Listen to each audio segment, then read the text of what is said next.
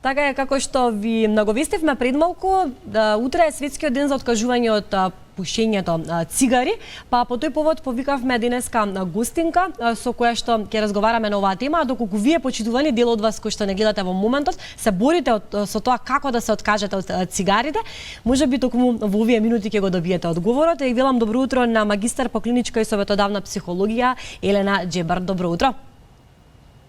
Добро утро, ве благодарам многу на поканата. Благодариме што ја прифативте оваа покана. Ќе започнеме со ред. Може ли да ни објасните како се создава таа зависност за пушење цигари? Така, да. Значи, оно што е многу значајно е да секој пушач знае што всушност значи пушење, односно што всушност е таа зависност. Оваа зависност е на психофизичка зависност, која што многу повеќе е психичка отколку физичка. Доказ за тоа е затоа што доколку би била физичка, ние дефинитивно навечер ќе се будевме на секој пола сат, еден час да запалиме цигара, но со самото тоа што ние не се будиме и покрај тоа што никотинот веќе го нема во крвта, бидејќи тој многу брзо се вади од крвта, тоа е доказ дека ова е на психичка зависност и баш поради тоа е многу значено да се знае дека секој пушач пред се пуши цигарата за да или си го поддржи изголеми на добро расположение кое што го чувствува, добрата емоција која што ја чувствува во моментот, или па обратно да ја потисне, односно да на некој начин се утеши и си даде поддршка доколку се чувствува лошо. И токму поради тоа и многу е распространета оваа зависност, а од друга страна е и секаде, во секоја трафика, во секоја продавница и на некој начин премногу е тешко да еден човек се соочи со оваа зависност.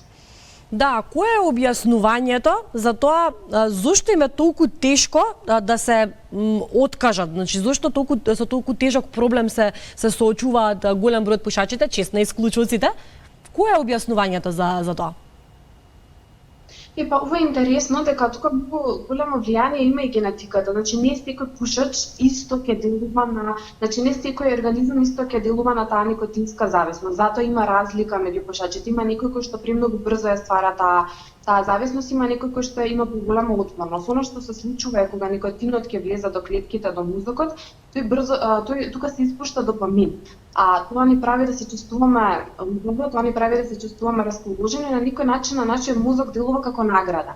Да пушачот во тек на време цигарата ја сваќа како награда, како нешто супер, како еве сега јас ќе се наградам, пола сат, еден сат не сум пушел, еве јас ќе го испијам кафева, сега ќе се наградам, сум направил убава работа, да на некој начин еден непушач дефинитивно не може да разбере што се случува во главата на пушачот. Значи пушачот е дефинитивно зависник. Пушач да му кажеш сакаш одмор со 5 звезди, да му кажеш дојрам во приколка со помарци, нема да се бањаш а меѓутоа ваму не смеш да пушиш кај што е со 5 звезди, ќе одбере дојрам. Тоа е еден силен порив што се случува на силна зависност, која што за жал многу е побитна превенција отколку отпосле да се случи, но многу е битна свесноста, вербата дека дефинитивно може да се откажеме и да сватиме дека секоја лична трансформација потекнува од нашиот личен потенцијал. Затоа многу е важно да човек работи на својот личен потенцијал и на оно што може.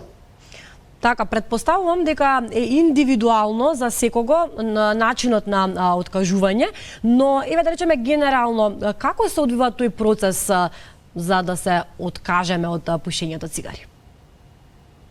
Така, значи, пред овој процес мора да се одвива со свесност. Кога еден пушач ќе се освести колку витамин С се уништува во организмот со само една цигара, колку болести се предизвикани тоа, колку е голема смртност, односно едно. Прости ќе те прекинам овде, ние имавме едно видео кое што не им го пуштивме на гледачите бидејќи навистина беше вознемирувачко, но верувам дека голем број од гледачите знаат како изгледа тоа внатре во телото. Да, она што е значено е да се види дека, значи, кога ќе се освести моментот е да се побара стручната помош. Зошто стручна помош? Затоа што стручното лице секогаш знае да направи убава проценка, агента, значи, точно да види колку е подготвена самата индивидуа и кога може да се стави оној крај, односно кога би било последната цигара што ќе се испуши. Многу техники кои што се користат на зачување на мислите, пренасочување на самите мисли, да речеме во оној момент кога ќе се јави желбата за цигара, наместо ми треба цигара да качам, ми треба воздух, ми треба партнерот, ми треба детето, ми треба било што друго, да на некој начин оваа навика ја замениме. тука е многу значено да се каже дека таа секоја навика се заменува со нова навика, но тоа не значи да ние цел живот го смениме. Тука едноставно тригерите да ги врзаме со нешто ново. Доколку од Сабајле ние пушиме цигара со кафе, не и кафето да го тргнеме, да на некој начин цел живот го преметиме. Само да пробаме првата цигара да ја пиеме, односно првото кафе да го пиеме без цигара, тој тригер да се смени бидејќи многу пушачи после јадење па цигара сигурно нема да не јадеме, нели за да се тргне тригерот. На тој начин со стручна помош, со помош од околината и нормално со самосвест може да си помогнеме многу во овој процес. Можеме ли да направиме некоја разлика, споредба, дистинкција помеѓу начинот на откажување во однос на пол, дали побрзо се откажуваат мажите или жените во однос на возраст и слично? Постои ли такво нешто? Постои многу психолошки истражувања на оваа тема, но што може да се каже дефинитивно е дека мажите повеќе пушат од жените. Жените почесто се откажуваат најверојатно ради мајчинството, односно ради оној момент што се случува кај нив да тие заради грижата на некој друг престануваат да пушат цигари. Оно што е за жал е дека во пониско развиените земји поголем е бројот на пушачи, за жал ние тука спаѓаме. Како расте степенот на образование, така се намалува пушењето на цигари, значи што повеќе едукација, што повеќе свесност, така и се намалува оваа зависност, односно луѓето се почесто се откажуваат. Така, добро и за крај да го заокружиме разговорот околу тоа, голем број од пушачите се откажуваат и се случува повторно да посегнат по цигарата. Дури јас знам примери на луѓе кои што по 20 години повторно пропушеле. Како да се соочат со тој момент оние кои што се откажале? Така, значи со самото ова што го кажеш, дури после 20 години тоа е доказ колку страшна зависност е цигарите. Значи не можеме да се лажеме, дефинитивно се наоѓа на исто рамниште со хероинската кокаин, значи со зависноста од алкохол, за жал тоа е така. Оно што се случува во нивниот мозок е тоа што нас доживотно ќе ни остане тој момент на награда, тој момент на мислата дека цигарата ќе го зголеми нашето добро расположение или ќе на поддржаност, ќе не ги потисне на некој начин со самиот чад, ние ги потискаме наднатре оние емоции што ги чувствуваме. Оно што е многу значено е пред тој човек кој што ќе го добие овој порив да се каже дека окей, значи сосема е во ред да се случи ова, како се во животот може да се случи голем тригер. За жал, најголеми тригери се многу веселите настани или многу негативните настани. Може да е тригер за свадба, завршување на некој, ајде сега ќе се наградам јас тебе си, не сум пушала толку години, па сега ќе се земам цигара и дипломирав, роден ден ми е или се мажам и така натаму, и обратно некои негативни работи, спомени кои што се будат.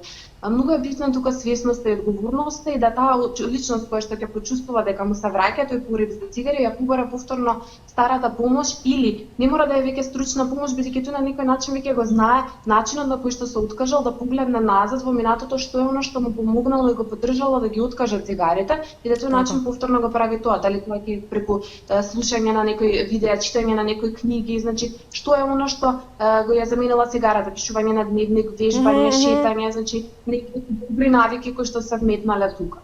Да, ќе ја искористам приликата што да имаме овде и еве ќе поставиме прашање околу тоа како да се справат родителите со оние тинејџери. Нели пушењето на цигари најчесто започнува во овие денови, ќе се согласиш претпоставувам со мене, па како родителите да се справат доколку нивното дете посегне по цигара? Да, дефинитивно, значи тинеџерството, односно и веќе раната зрелост е период кога најмногу се постигнува по цигари. Оно што е значено е, значи масовно да се покрене свеста и да има што повеќе кампањи против ова. Зошто? Затоа што еден тинеџер е љубопитен. Нормално е да е љубопитен, значи нема да е нормално ако не посегне да по цигарата. Оно што е битно е пред се да бидеме пример за нашите деца. Значи не може мајка и татко застанете со цигара, без сина не пушти. Тоа е многу голем пример. Дефинитивно детето може да учи од родитела, затоа доколку возрастни родители го гледаат ова, препорачувам да се откажат и да му покажат на детето колку е тоа лошо и како може да се откажат, а од друга страна доколку забележат дека нивниот тинеџер пуши, дефинитивно може да му дадат поддршка, може да го поддржат да побара некоја помош и да го освестат за последиците, затоа што најчесто тинеџерите не толку многу се на некој начин замараат со последиците, со болестите, тие не живеат во несвет веќе кога значи таа лична одговорност се појачува. Ова не само за цигарите, ова важи и за алкохолот и за било кој друг порок кој што може да се сретне на патот. Значи пред се личен пример добар да се остави, а второ разговор и освестување за овие теми, нормално никогаш не со насилство, секогаш тоа да биде на еден убав начин, едукативен начин, и гледање на некои вакви емисии и слично, тоа може да биде индиректно, нели не мора баш така директно за да се јави на инач што се станува кај децата, така што мислам дека овие работи би можеле доста да им помогнат на родителите. Јас на вистина искрено се надевам дека токму ние со овој разговор успеавме да помогнеме на барем 10% од оние кои што не гледаат во моментот, да во пресрет на Светскиот ден за откажување од пушење цигари. Те повикавме, благодарам за тоа што одвои време, благодарам за сите совети кои што ги сподели со нас. Благодарам многу и тебе. Јас наистина се надевам дека што поголем број ќе се откажат и онаа гордост и задоволство ќе го чувствуваат кога ќе кажат јас се откажав. Тоа задоволство дефинитивно е многу поголемо од колку јас не можам да се откажам, така што сите ги повикувам да побараат помош и да ги остават цигарите.